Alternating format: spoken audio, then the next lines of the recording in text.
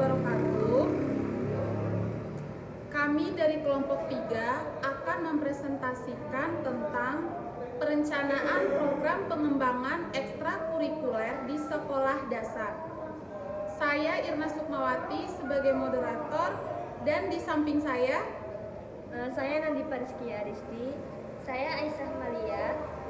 Saya Puspa Juwita. Saya Sri Handayani. Baik, untuk materi pertama akan dijelaskan oleh saya sendiri, yaitu tentang rambu-rambu penyusunan program pengembangan diri. Baik, yang pertama ada prinsip program pengembangan diri untuk ekstrakurikuler. Terdiri dari keragaman potensi, kebutuhan, bakat, minat, dan kepentingan peserta didik dan satuan pendidikan. Kemudian ada peningkatan potensi dan kecerdasan secara menyeluruh sesuai dengan tingkat perkembangan dan kemampuan peserta didik. Kemudian yang kedua, ada jenis pengembangan diri dalam bentuk kegiatan ekstrakurikuler.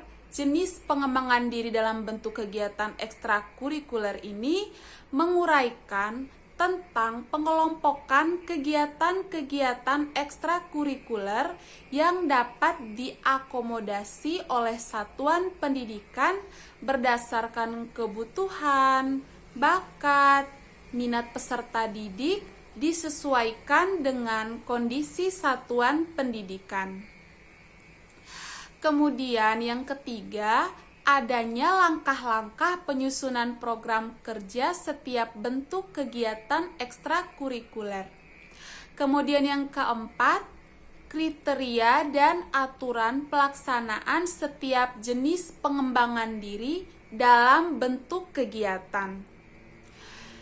Kemudian yang kelima, ada program kegiatan ekstrakurikuler pada dasarnya diberikan atau disediakan untuk semua siswa sesuai dengan potensi, minat, bakat, dan kemampuannya. Kemudian yang terakhir, ada program kegiatan ekstrakurikuler pada prinsipnya didasarkan pada kebijakan yang berlaku dan kemampuan sekolah, kemampuan para orang tua atau masyarakat, dan kondisi lingkungan sekolah. Alternatif pengembangan program kegiatan ekstrakurikuler.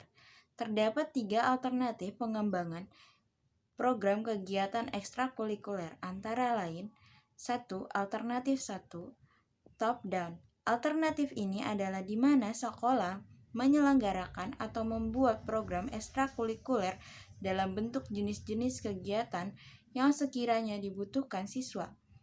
2. Alternatif 2, bottom up, yaitu di mana sekolah menyediakan ekstrakurikuler sesuai dengan minat, bakat, motivasi, dan kemampuan siswa untuk kemudian menyelenggarakan program kegiatan ekstrakurikuler. 3. Alternatif 3 yaitu adalah variasi dari alternatif 1 dan alternatif 2. Analisis kebutuhan dan analisis kesesuaian. 1. Analisis kebutuhan yaitu meliputi penyeleksian atas minat, potensi, bakat, dan motivasi, juga kemampuan siswa serta mempertimbangkan adanya kuota atas peserta untuk setiap jenis ekstrakurikuler yang akan diselenggarakan. Seleksi ini dapat ditempuh melalui tes, kuesioner, dan wawancara atau penawaran untuk mengetahui potensi siswa tersebut. Selanjutnya, sekolah akan mengelompokkan siswa yang dipandang layak untuk mengikuti satu atau beberapa ekstrakurikuler yang akan diselenggarakan. 2. Analisis kesesuaian, yaitu berkenaan dengan ketersediaan sarana dan prasarana yang dimanfaatkan untuk mendukung pelaksanaan kegiatan ekstrakurikuler sehingga diperlukan kesesuaian dan kemudahan dalam pelaksanaan ekstrakurikuler tersebut. Selanjutnya, saya Sri Handayani, akan menjelaskan tentang rencana strategi pembelajaran. Rencana strategi pembelajaran ada 3. Yang pertama, perencanaan hendaknya menetapkan rencana strategi pelaksanaan kegiatan ekstrakurikuler.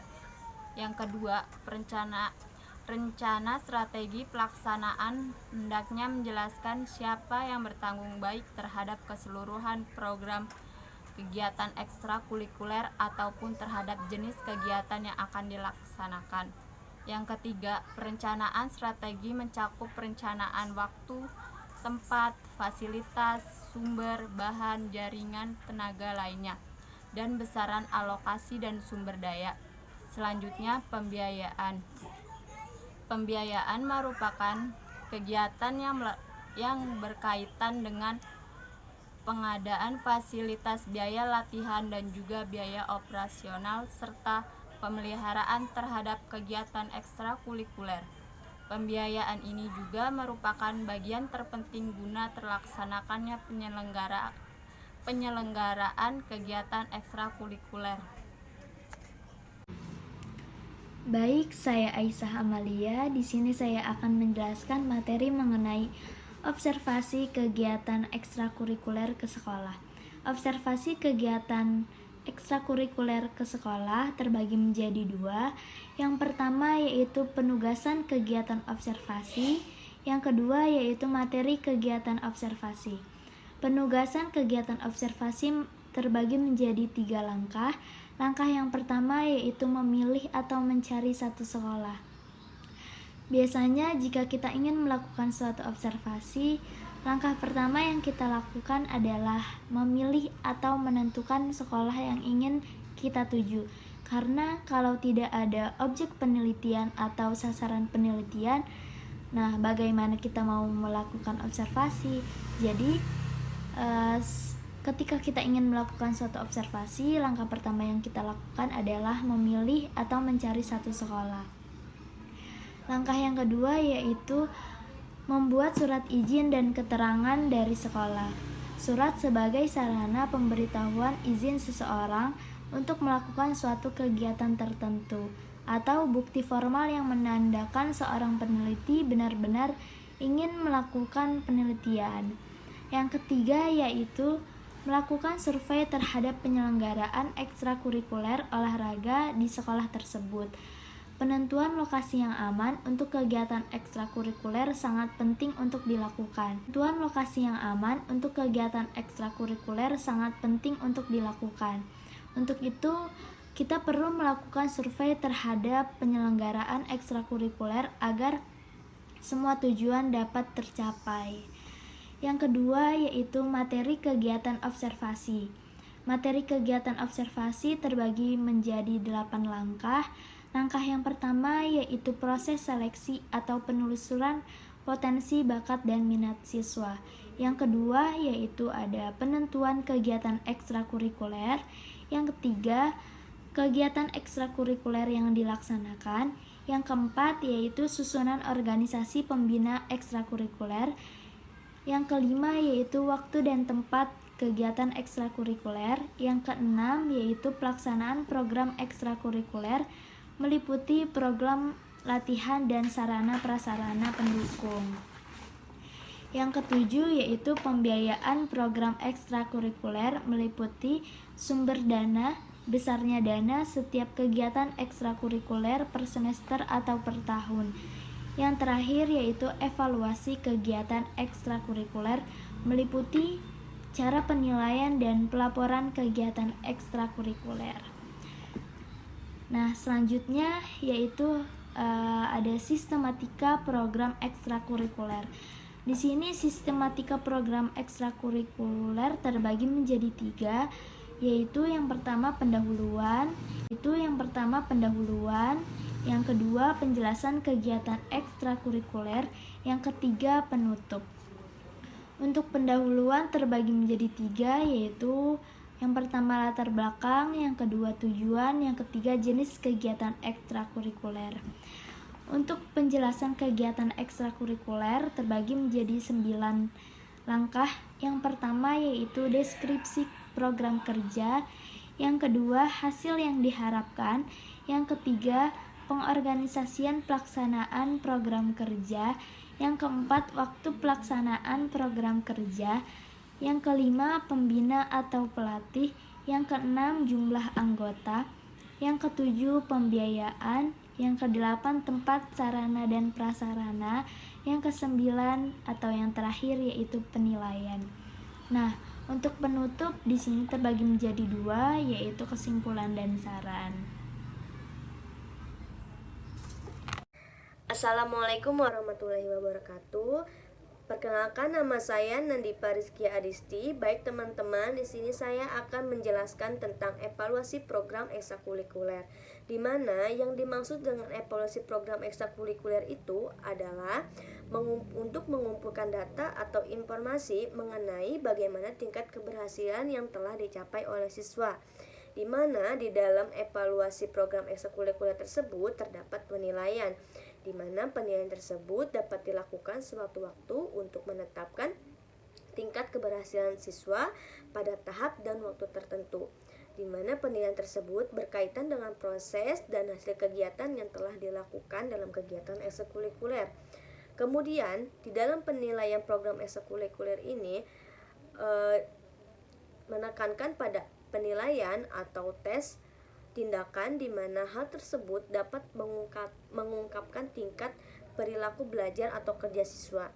Kemudian ada beberapa komponen penilaiannya, yaitu yang pertama kepribadian. Kepribadian tersebut melalui proses pembelajaran yang telah ditentukan baik di dalam maupun di luar kelas. Kemudian yang kedua ada jiwa kemandirian atau kewirausahaan. Yang ketiga ada sikap dan etos perilaku belajar atau kerja. Kemudian yang keempat, disiplin dalam kegiatan ekstrakurikuler. Nah, yang dimaksud disiplin di sini adalah siswa ini selalu tepat waktu, kemudian mengikuti peraturan-peraturan yang telah ditetapkan dalam kegiatan tersebut.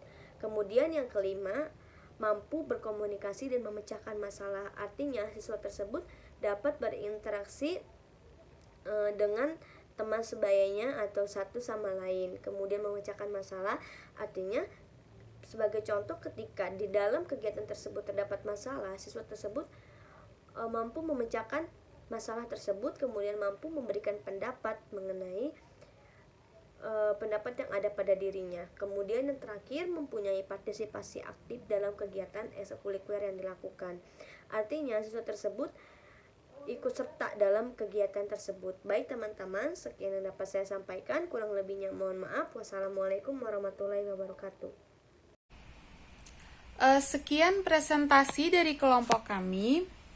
Jadi, kesimpulan yang dapat kami ambil dari materi hari ini adalah program ekstrakurikuler di sekolah bersifat sebagai penunjang program intrakurikuler di sekolah.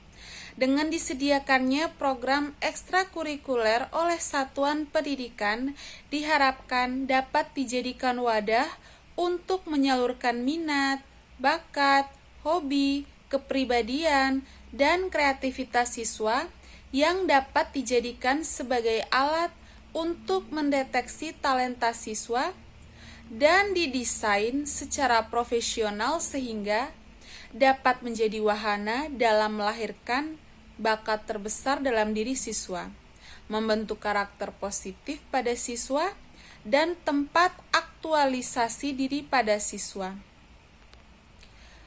Sekian presentasi dari kelompok kami, lebih dan kurangnya mohon dimaafkan.